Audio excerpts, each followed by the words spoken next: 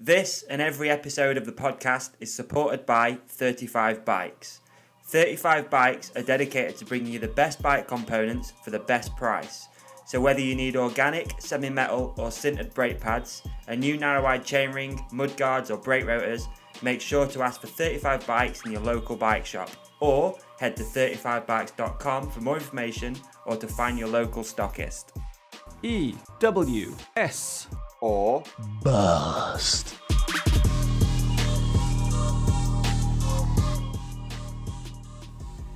What's up, podcast fans? Welcome back to EWS or Bust and also the Hook It podcast. So, EWS round 1 just wrapped up in Rotorua. We're going to catch up with Rich Payne right now. We're going to hear all about his trials and tribulations from the first round, hear what went down, hear about the tracks, all that sort of stuff. It looks like it was a crazy event. So, let's get on with the show and welcome Rich Payne. Okay, Richie, back, episode 2 of hashtag EWS or Bust. How are you and where are you? Yo, hello everybody. I'm very well. I'm currently in Rotorua, New Zealand. Beautiful. Yeah, 8:30 in the morning here. Yep. Sun is shining. Weather is sweet. Man, Yeah. It sounded like we rehearsed that. I know, that was not planned, I promise. Throwing down some Bob Marley. Yeah. Sounding a little bit croaky. You just tired or what? What's going on? I'm a little bit tired. I don't know, just a little bit croaky. Yeah. Racing, it's been a tough racing stuff. The weather was horrendous, as I'm sure anyone who's followed some EWS action has seen. Yeah. So I think I'm just a little ill from that possibly, but otherwise it's just the morning. Yeah. It just takes a bit of time to get going, doesn't it? I'm me warming up. So no jet lag issues yet or anything like that. Just slow to get going today.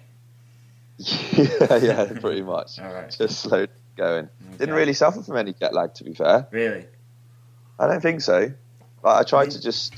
You're like 12 hours behind perfectly, which Yeah. could make things easier. No, fun. What day are you? You're Monday. We're Monday evening right now, yeah, 8:30 Monday You're evening. Tuesday morning. Oh, you're Tuesday morning? Yeah. Ah, yeah, okay. What time? All right. It's, Okay, my bad. You're 12 hours forwards. Okay. yeah. All right, I'm not good with UK time, never mind world time, dude.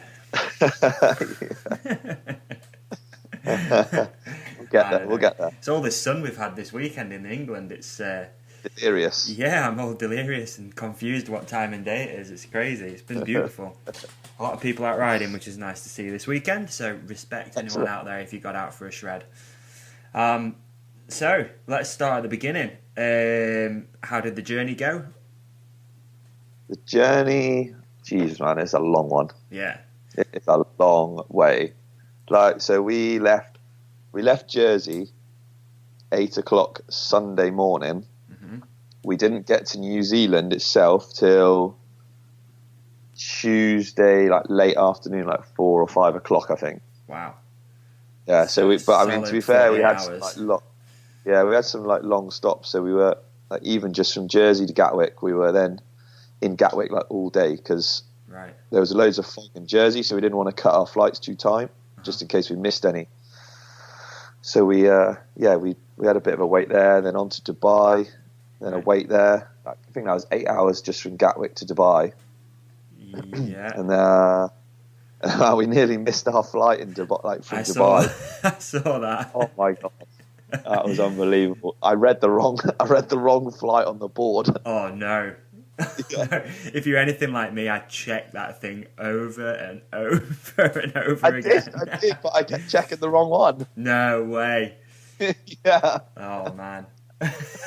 So I was checking a flight for Auckland, which was 25 minutes later than ours. Yeah. But I didn't realise it was going via Brisbane and we were going direct. Okay.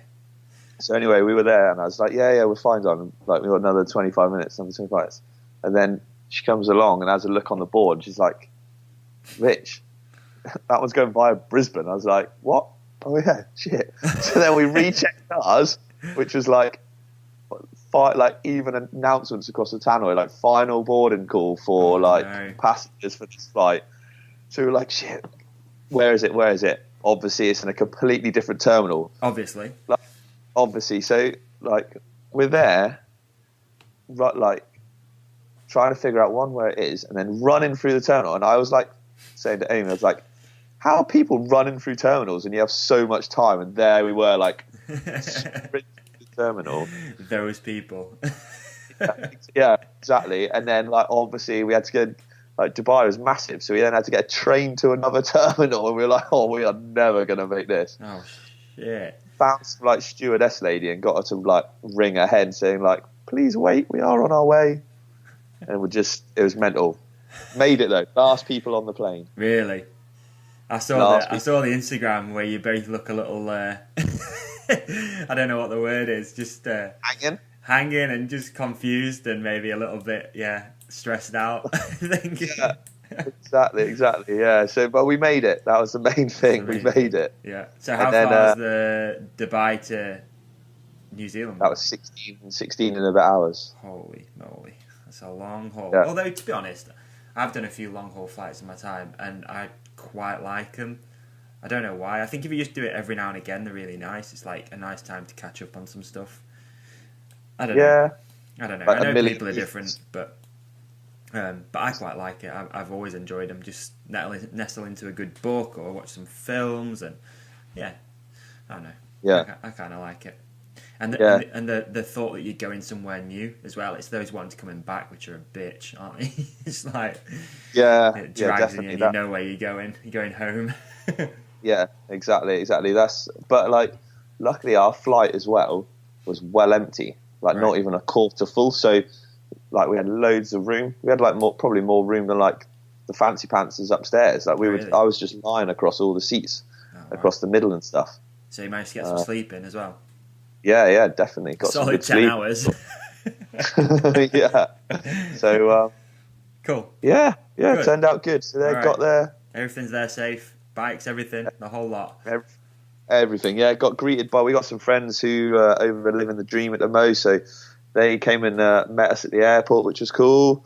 But everything arrived, luggage, bikes, everything seemed to be intact and in place. Yeah, it was good. So arrived. Sweet. So where are you staying right now? Obviously you're in Rotorua, but you're staying with friends, is that right? We sort of. No, they're over living the dream in a van. Oh, right, okay.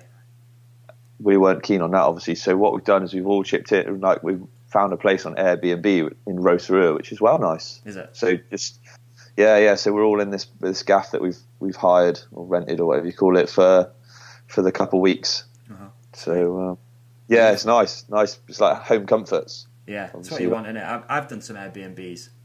I'll be honest with you, I had bad experiences, but I did it. Oh, really? Oh, mate, awful. I did it where you stay with other people. So I didn't do like a full house, which I think if you're doing a full house, it's pretty cool. Joe from Steel City Media uses it quite a lot for filming projects all over and whatnot.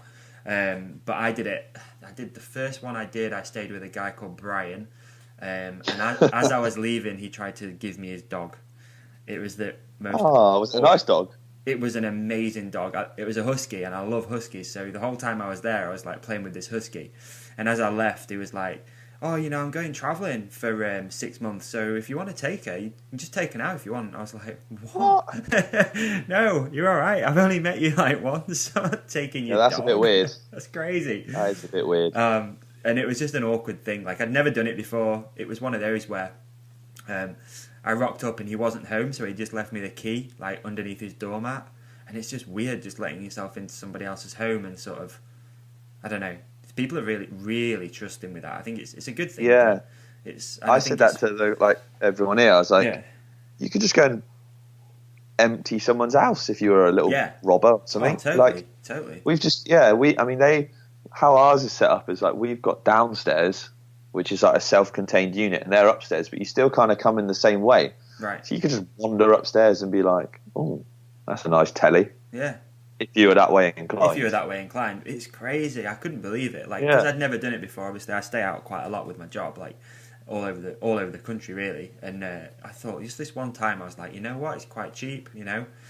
I'm just going to give it a go. I think it was like 26 quid, 30 quid for the night. I was like, oh my, it's like 2 minutes drive from where my first appointment was. I was like, yeah, I'll settle in with Brian for the evening. And it was just terrible. Wrong. It was terrible. I wouldn't use it again unless I'm doing like a whole house. Really? Yeah, I just found it awkward. You know, like I'm in this guy's like spare bedroom, and then he came home, and it's just like a very awkward scenario where you're in somebody else's house. Okay, yeah. Like he's coming home and he's like, "Hello," and I'm like, "Hiya." Yeah, that's a bit weird. Yeah. Like I said, ours is all self-contained, so we don't. You know, ours is our own bits. That's all right. But no, I think it's a really cool imagine thing that'd be weird if you're doing that. But also, I think it's got its place. You know, I think older people, if they're lonely and they've got a nice big house, I mean, why not have people around to stay? I think it's kind of cool. I don't know. That's my experience anyway. Do it. Get a whole house though, for sure, so you don't stay with a Brian. Yeah, avoid leave with a dog. Anyway, so yeah, you're staying in an Airbnb. Rotorua, Crankwork's coming up this weekend. Are you riding anything in that? I'm not. No, just gonna hang out. I'm gonna go watch some stuff. You don't fancy go to slopestyle or anything? Oh well, I haven't quite got my 720 sorted yet. Otherwise, I would have. You wouldn't qualify with that. No, I probably wouldn't.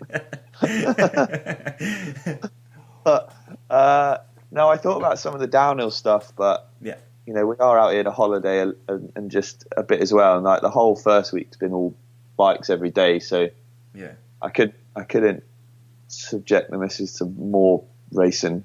True. I think it'll be good though. You're just gonna go over and watch a bunch of stuff over the weekend. Yes, and we're gonna go and check out some hobbits today. We're going to the land of the hobbits. Are you really? Yeah. Because it's like Lord of the Rings country. Is that right? Yeah, the movie set. Yes, it's not far away. I've never seen the Lord of the Rings. I'll be honest with you, but yeah, I'm sure it'll be great. What? Hang on. Rewind a little. You've never seen Lord of the Rings? No, I've never. Have you ever seen any of the Hobbit films? No, I haven't. I haven't seen any of the Hobbit films. The only thing I've seen which has a Hobbit in it is the South Park episode, which I only watched the other night, which is about Kim Kardashian being a Hobbit, which was hilarious. Yes. That's pretty funny. But no, I'm not a big film fan, man. To be honest with you, I don't really get into them. There's the odd one comes out when I'm like, oh yeah, I really want to see that, but. Yeah, I think the more... You have just gone down in my book. I know, I'm sorry. There's loads of stuff like that I haven't seen, you know. I haven't seen any of the Harry Potters. I've not seen, obviously, Lord of the Rings. God, there's a few big ones which I still haven't watched. And I always get shit for it. My missus always gives me shit for it. Like, I'd not seen... what's it called? Back to the Future. I'd never seen that. And then my missus... But, yeah, I know. There's 3 as well, isn't there? I've seen them all now. But she's like, you've not seen this? Yeah, there's loads of stuff. But I lived a sheltered youth of riding you need some more long motocross bikes to catch up on all this. Yeah, I know we do. I do. Okay, so that's enough of my movie background. Move on for your appalling movie history. Too much youth spent watching motocross films, I think, and all that sort of stuff. Fair. Good substitute. So, landed... Yep. Airbnb, where are we at right now? So how many days was that before the race? It was Tuesday, right? Yeah, we arrived Tuesday. Yeah. Racing on the Sunday. So like we got here and just got to like our accommodation, got settled, and did like a little reconnaissance around Rotorua, see what it's like. It's a lovely place. Nice big lake here. Yeah, it's really nice. And then like we spent like the first 2 days before official practice just getting out on the bikes, getting set up, sorted a bit, and just used to the plenty of local riding you can do too. Oh, tons! Yeah, absolutely tons. Yeah, there's a massive, it's humongous over here. So there was no shortage of trails to ride that you couldn't normally. Yeah. Okay. So you got some riding done. Feel out the bike, all that sort of stuff. Make sure there's no problems. Yeah, exactly. Okay. Yeah. Just. Yeah, but it's massive, this place. So, even around Rotorua, the Redwood Forest, where we did a lot of the racing and stuff, and where we've been riding, even if you just travelled 20 minutes down the road, there's tons of riding there as well. Right. So yeah, no shortage. And so yeah, we just did that. Like went and hit some like good gnarly tracks to just sort of get up to speed and get the bikes checked and make sure everything was working. Yeah. And then get all dialed in before proper practice. Cool. Is there like much of a buzz around Rotorua as people are out riding the EWS? Obviously, Crankwork's been there and stuff. Is there many people floating around, industry folk and all that sort of stuff? Yeah, there is. Yeah, there's a lot of like Rotorua. It's cycling's real big round here anyway. So like there's tons of real cool bike shops, really good ones, and big scene, and just loads of people riding around town and all that. So they embrace it loads, and like actual Crankworks is a little bit on another part of town. Okay. But that's like, I think that sort of Crankworks events start today or tomorrow. So Crankworks is now sort of, the pits is all filling up and kicking off. So it's all go. It's going to be good. So you're going to leave there with some remap stockists in Rotorua? Maybe. Out peddling your wares while you're out there. I got to make this trip worth it. Exactly. You've got a flight to pay for. Oh, too right, yeah. Justify coming out again. Exactly. So you got all that done. And then leading up to the race. So Saturday is practice day. Yeah, so it was Friday and Saturday was official practice. And with these new Challenger events they do, it means practice was a bit crazy. So you've got like certain stages on certain days, but at certain times as well. So like, I think I can't remember, but I think it was like say on the Saturday, you could only do, I think, stages 2 and 7 from 3 till 5 in the afternoon or something, because it was being used in the Challenger race during the day, and so that kind of made it interesting. I wasn't too keen on it, so. Right, I was going to ask you actually about like the actual format for an EWS, and from your perspective, big word Monday. From your perspective, what sort of happens? What's the go with practice? Do you get seeded or anything like that, or is it just a free for all? No, it changes. It can change race to race. So like this race was a 1-day race. So you got 2 days of practice, all the stages on one day, the Sunday. It's just a big old day. Yeah. Other races like Finale, you'll have 2 days of practice and 2 days of racing.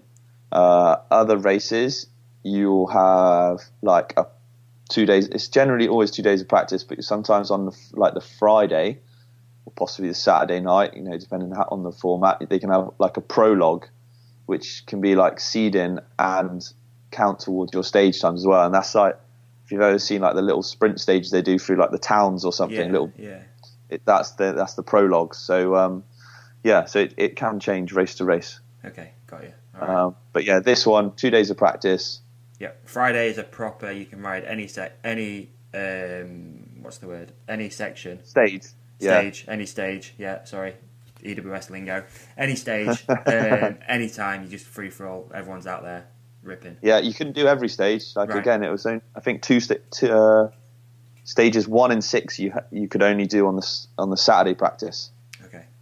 So it was a bit mental. It took a bit of while trying to figure out like what to do when and where and stuff without like tiring yourself out or doing the most amount of riding and stuff. Well, that's the thing, isn't it? You sort of need to be getting a good feel for the track and the stages, but you also need to conserve some energy for race day. Yeah, exactly, bud. Otherwise you couldn't just go out and do 2 days of practice and do full loops, because you'd just be doing mental miles. Your legs would be ruined for race day. Yeah. So it's about being smart and working your way through slowly but surely. But I think feel like I got a good sort of balance and did every stage once, a couple of them twice. Like ones that I felt a bit ropey on. A few were way more self-explanatory. A few and a couple of us had like good lines and stuff. But like the stages themselves here were really cool. There's a really good mix of stages. Mm-hmm.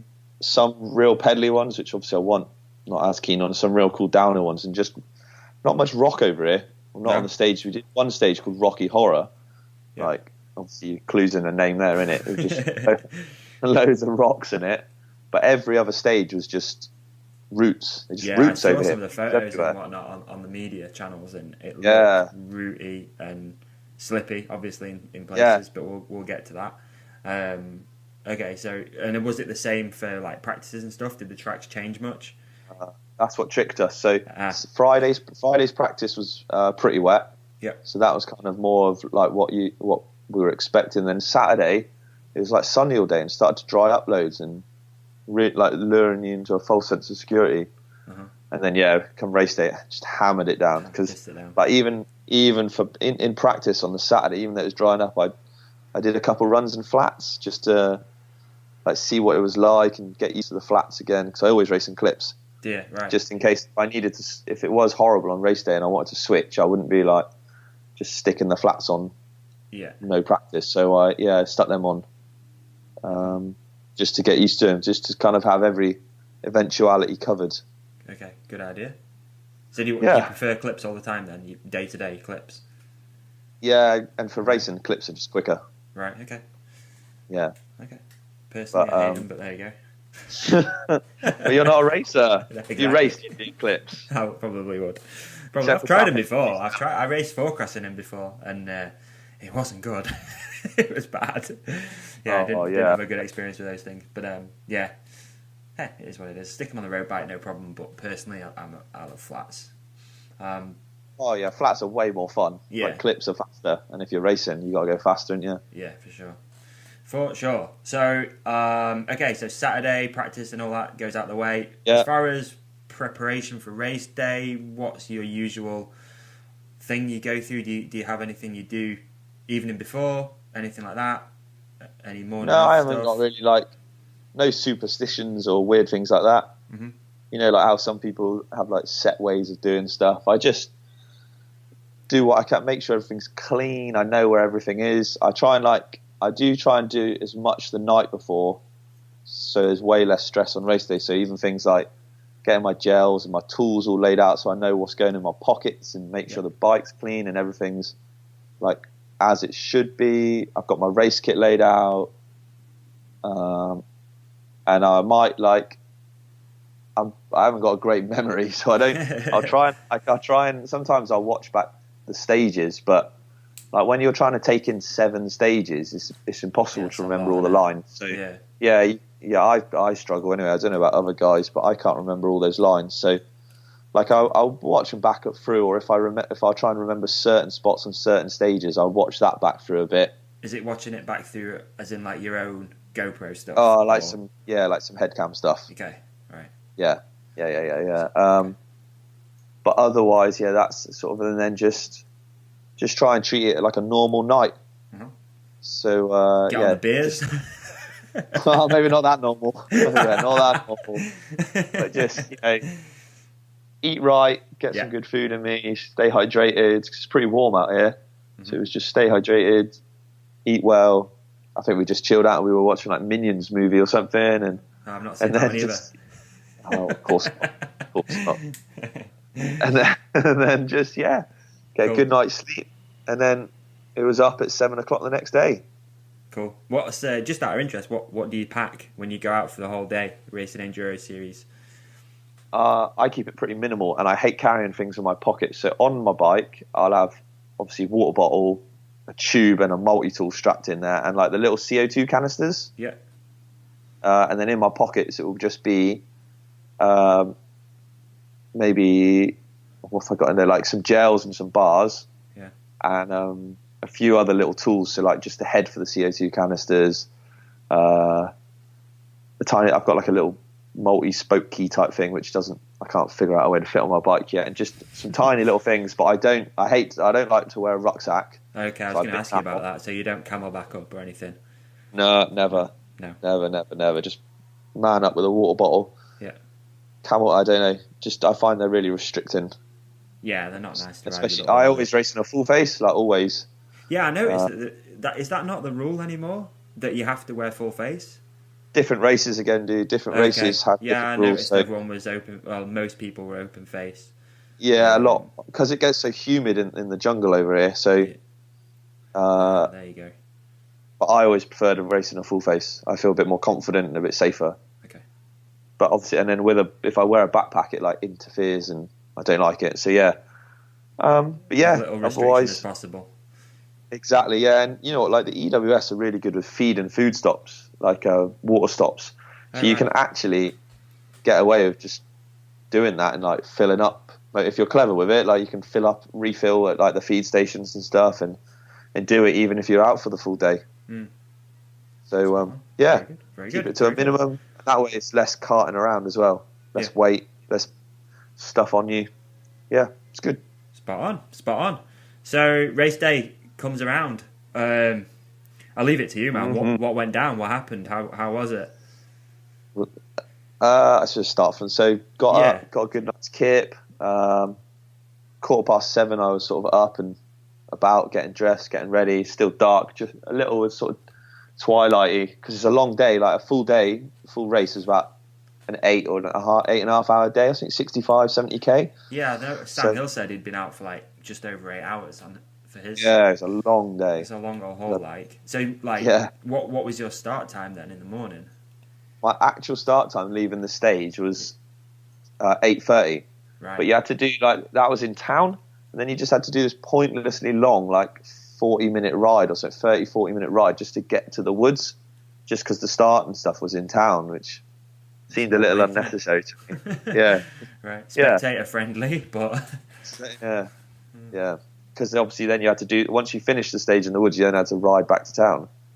Yeah. That's a ball ache, isn't it? Yeah, so up early, in town, you got to be at the stage for about 20 minutes beforehand sort of thing. So I was there just spinning, keeping warm.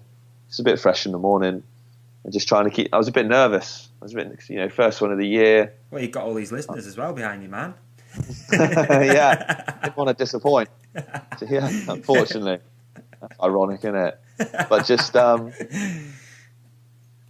yeah, so I was a bit nervous. I was excited because there was cool. It was, New Zealand, wicked track. No matter how much like racing and stuff you do, there's always going to be nerves. Like I raced the Jewel in the town centre, and I was chatting to a mate of mine, Jack, and he was saying, he's like, I'm really nervous. I'm like, yeah, me too a little bit. It's weird because there's like so many people kicking around that like we both knew and stuff. It's I know you're in New Zealand, even where you live, sort of thing. Yeah. No matter what you do, you're always going to feel a bit of nerves, which is a good thing, I think. Keeps you on your toes, doesn't it? Yeah, Well, I got that's it. But I was well pleased because when I signed on, I got my first top 100 number as well. So I was well pleased with that. Sick. Yeah, I'd finished in the top 100 loads, but this was my first sub 100 number. So I was well chuffed at that. Good stuff. So obviously, but then I was starting with like the quicker guys, and so I was a bit nervous and a bit excited. Just ready. Yeah, exactly. But keen to get going. But cool. Yes. Anyway, I trotted off the stage. Start done. Got to the woods.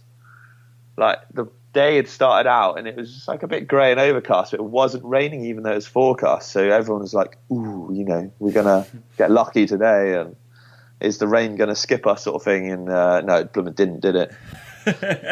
Some people got a lot of rain. Is that right? And then some people kind of missed some of it, or was that totally wrong? Everyone got a lot of rain. Everyone got a lot of rain. Okay. Yeah, right. All that happened was like the earlier off guys, because there was guys off like an hour before me, sort of thing. Yeah. They just didn't get a rain till like say stage 3 or 4, whereas we got rain by stage 1.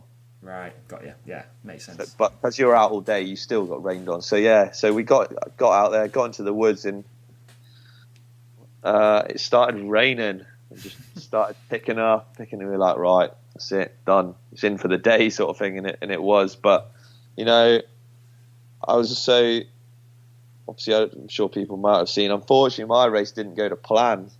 No. So there I was. When did it all not go to plan? How many stages are you in at this point? None. Oh. 0. Oh. 0 stages in. I didn't know that. Okay. Yeah, I know. I was gutted. So, all week, got through practice. I don't know, just all the times, riding fine, hitting stuff, practice good, both days. And then I'm riding along. I've done 40 minutes. I've got into the woods. I'm then starting the half-hour trek up to the first stage. And I'm about 10 minutes from the first stage, and my left-hand crank falls off. I'm not even joking. It falls off. And I don't know how, if this is some freak accident. So the pinch, I've got Shimano XTR, and the pinch bolt like it's sheared. Oh man. So it didn't do up tight, and then like, I could feel it was a bit wobbly, and yeah, like it just fell off. Obviously clipped in, and I've just got this crank and pedal dangling off the bottom of my foot, and I'm like 10 minutes from the start of stage 1, and I'm riding with another British rider, Charles Jones, and right. I look at Charles, we're riding up together, and I'm like, what do I even do? Like, speeches, what do I do? Yeah. So at that stage, there's no disbelief. Yeah, there's no real way of dodging it because it won't do up tight. Yeah. So I've still got one pinch bolt that worked, yeah. but it was like the outer one, and obviously it just wiggled its way loose. So I just put it back on. Like, mate, I was gutted. I didn't know what to do. I was honestly like in disbelief. Put the crank back on, obviously, and cut it because it had wiggled off. That little plastic end cap that you just screw in, which obviously just sort of holds it off. That had stripped some threads off it, so that didn't screw in properly. So I put the crank back on and do the one remaining bolt up, like the outer bolt on it, as tight as I could like physically do, and just run up to the start because I didn't want to push my luck pedaling it no more. Okay. And I thought, right, if I get to the bottom of stage 1, then I could like steal a crank off someone's bike or something, like off my missus' bike, or her friend's bike or something. So anyway, yeah, got to the top. I'm shitting my pants because, well, it's my first EWS of the year. My crank's just fallen off 10 minutes before the start, isn't it? The top of the stage, and you're on a glorified scooter. Yeah, I know. So obviously, so that's it. I'm on the start line. I go into I called it like recovery mode. So I was like, right, I won't pedal too much. Yeah. I'll try and pump loads and like is this try one of and just the pedally ones as well. Would you say stage 1, or is it pretty? No, it wasn't too bad, luckily, and it was quite a short, like sort of, a fast time was sub 4 minutes. Right. I read online that the stage 1 was like one of the shorter ones out of the lot. Yeah, because it was the least ruined as well. Because it just started, so it was the least ruined stage as well. Yeah. From the weather, but so anyway, okay, ready, 5, 4, 3 to off I trot. I'm there going well, and I get a couple minutes in, so far so good, and then I can feel it, mate. I can feel it wobbling down there, and I won't swear too much because I don't know who's listening. That's all right. But I could feel it going. I could just feel it wobbling, and I'm trying to nurse it, like hold it on with my foot, like squeezing my legs in, and then about a third from the end, it just fell off, dangling on my foot, and I'm like, bother. Shit. Yeah, and I went into like racer mode, and I just quickly took it off the bottom of my foot and just held it and scooted. It was just scooting all the way, and I never got overtaken. I was well chuffed. Did you not? Oh, sweet. No, I didn't get overtaken or nothing because I was putting a good lap in. I felt good, and I was up until that point. But I had to take some beelines on the lower bit because there was no way I was dropping into some of them sections. Hanging off the back of her. Wow. Yeah.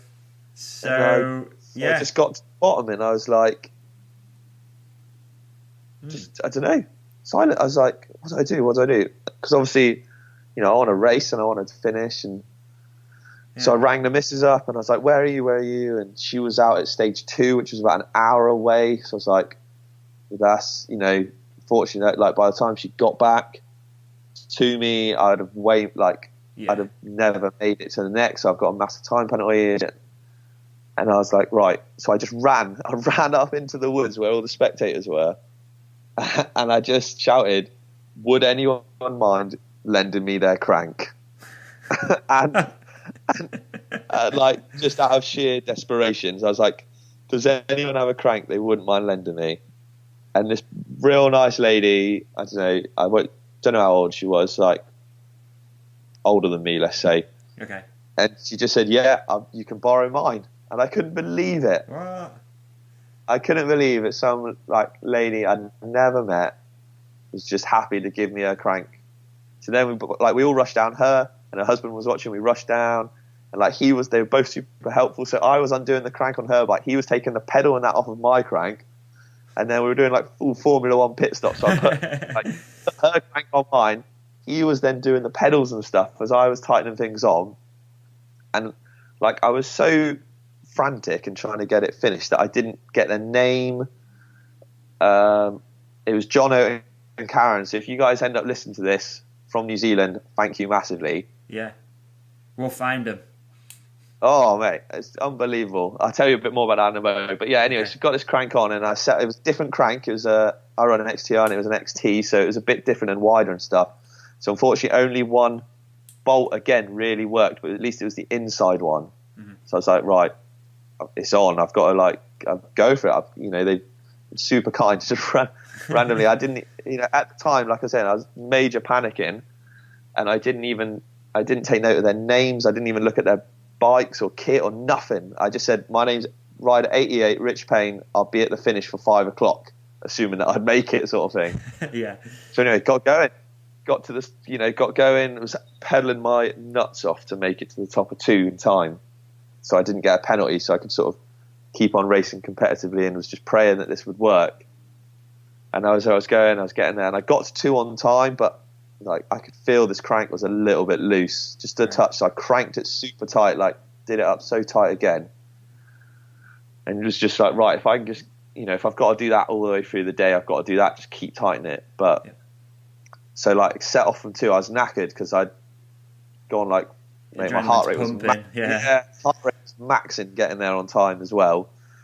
And I got there and I set off and I was like, right, I'll nurse it again, but hopefully at least if I do the whole stage with it on, then that's a massive improvement. But it didn't do. Like I didn't even get. This was a much longer stage, and I think I got maybe halfway at best. Really? And it fell off, and then I knew it. Then I knew that was that. I was like, "Fuck my language." Like that's alright. Wow. Like that's it. Like game over, because I can't do that every stage or like risk, because you can't hit these big, like you can't hit a world stage one-footed. It doesn't happen. No, not at all. No. No. So I scooted all the way. Yeah, I scooted to the bottom. I made it, and I had this crank, and I saw like my girlfriend and her friend were there, sort of waiting for me, cheering me across the line, and I just looking like miserable, just scooted across the line. Didn't even look at them. Really? Didn't even look, and just scooted off to the side, and just disappointment, anger, disbelief, and was just like, it's game over, darling. Like, what like I was trying all sorts of things going through my head, just thinking of ways to like try and fix it, but it was just, even like a brand new crank wasn't staying on. No, because it was wider, so that it still wasn't biting on as much. And it was at the tech zone, but teams ain't going to give out chain sets to just a randomer. And I was trying to think of ways, and there's no way. Like, no, there's nothing I could do. And I was like, that's it, darling. It's over. Like, what? I don't know what else I could do. Yeah, wow. Exactly. Bit of a silence. It was like, yeah, that's it. Like, sucks. Yeah.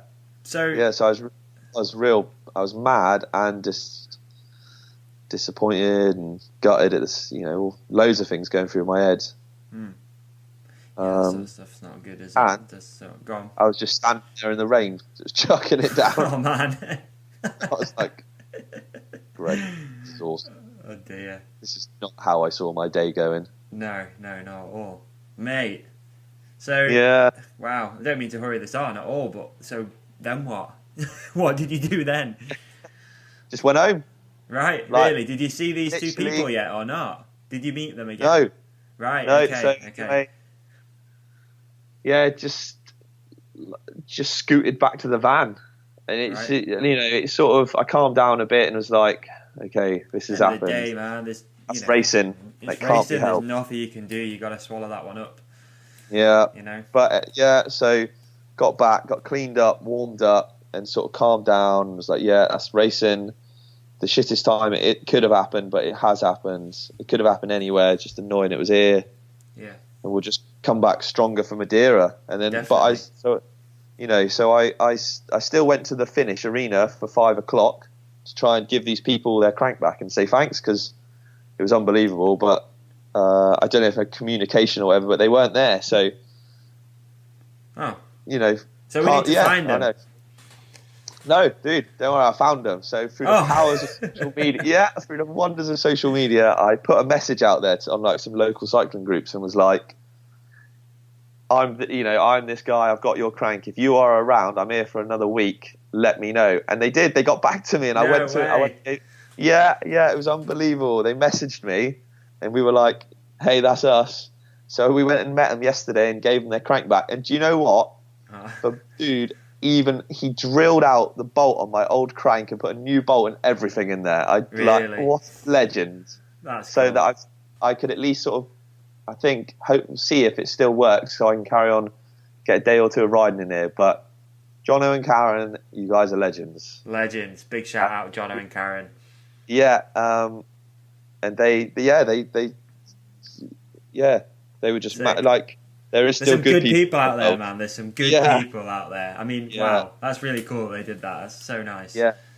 But you know what? Like, I felt bad because, the missus was there watching, and I felt gutted that I didn't finish for her, and she was like standing in the rain, ready to do anything to help, and people that have supported or cheered me on and sponsored me, and bummed. But mate, it happens. It's one of those things that happens to the best of them, doesn't it? We've all had it. Yeah, like you said, it's racing, man. It's racing. It happens. You just gotta. So I should come back stronger and learn from it, and want to get racing again in Madeira now and get going. So for sure. So how far away is Madeira for you? When is it? It's a month's time. So we've got Tasmania in 2 weeks, which I'm skipping because it was just too much money and too much time away, and then Madeira, middle of May. Excellent. Middle of May. So super excited to get going for that. Well, sorry it went that way, but no. Let's just hope in the bigger picture it's going to make for a cool story towards the end. When we're like, dude, got on the podium. You know what I mean? Yeah. I tell you what.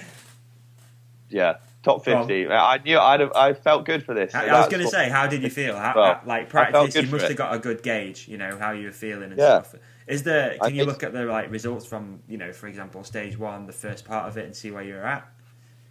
Well, it's not done on is it a total time? They don't have split time, so it's just the whole stage time, so it was a bite off still. But I felt fast and I didn't get caught, even though I was scooting a third of it. So I felt like I made some good changes to the bike and everything. So was there much? Did you do much though to your bike, before before the first race? Did you? Between Friday and Saturday practice, I did.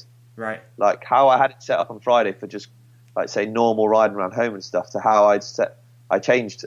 I did make some changes for Saturday, like changes to the suspension and tyre pressures, and also I'd raised the bars up a bit as well because it was some of the steeper stuff. So but like I said, I learned from it. I'll come back stronger, and just thanks to obviously all the guys that have helped and support me, and we'll just get on with it and chip on for the next one.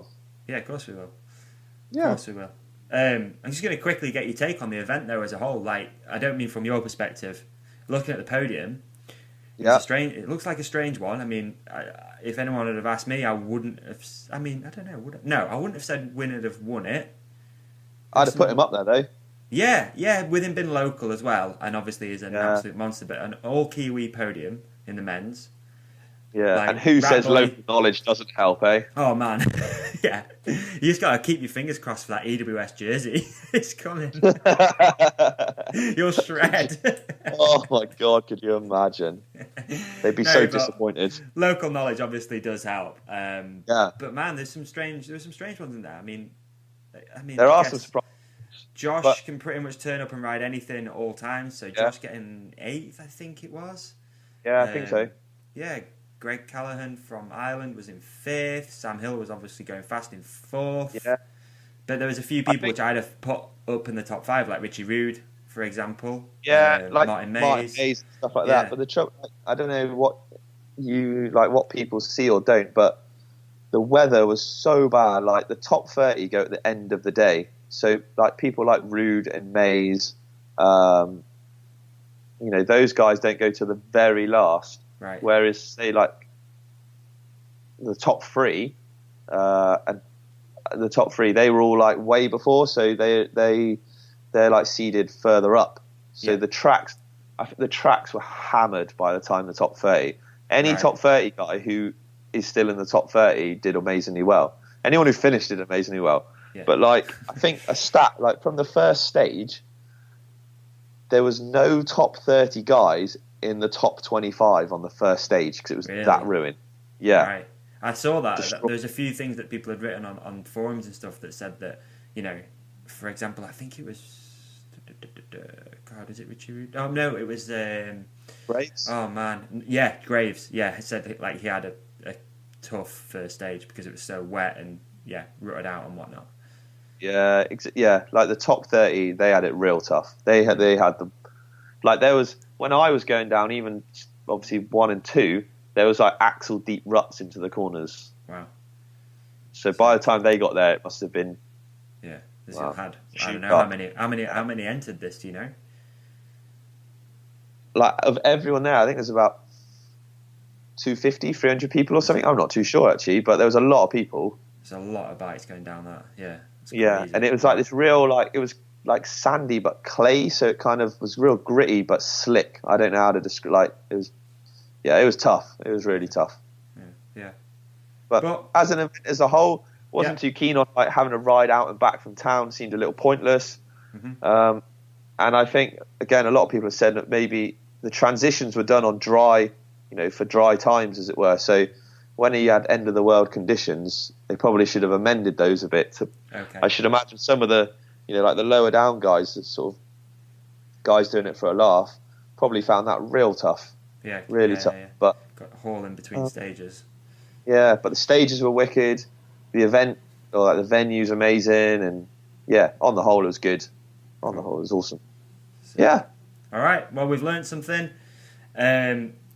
Really excited for the next one that you're doing. I think it's going to be Merida. I can't remember what you said. Merida. That's my bike. But good plug if I was ever sponsored by them. Where is it? I forgot the name of the place. Madeira, that's it. I told you my geography was bad before. I know. No, obviously we've got EWS.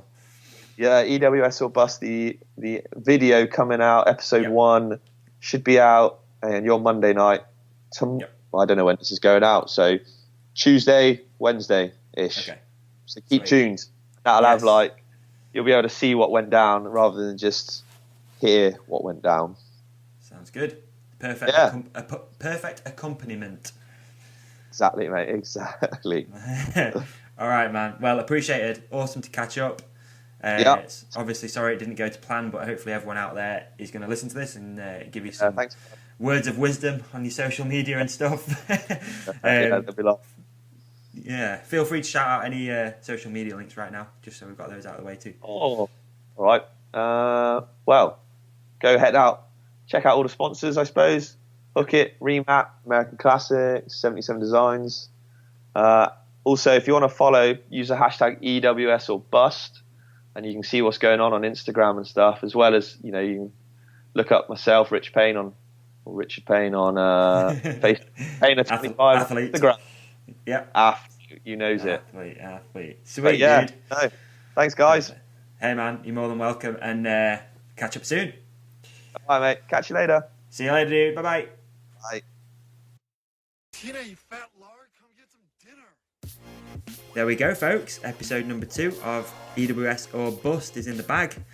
I hope you all agree. It's been not the best start, but hopefully it gets better and it makes for a great story towards the end. But always great to sit and have a chat with Rich, get his perspective on what it's like racing the EWS as a privateer. Don't forget, if you have enjoyed this episode, please leave us some feedback on iTunes. Leave us a 5-star review if you can. I know it's a lot to ask, but it does really, really, really help. So if you are one of Rich's friends and you like what we're doing, please give it a review. It's much appreciated. Also, because you've made it to the end and it's appreciated, there's a little gift for you. If you head to 35bikes.com and enter promo code podcast, you can get 25% off anything that you want. So there you go, little gift from us. Don't forget, 35bikes.com, enter promo code podcast for 25% off. Don't forget as well, follow us on social media, let us know what you think of this episode, tell your friends, tell the world. Rad. Enjoy. Have a great week, folks. Peace out.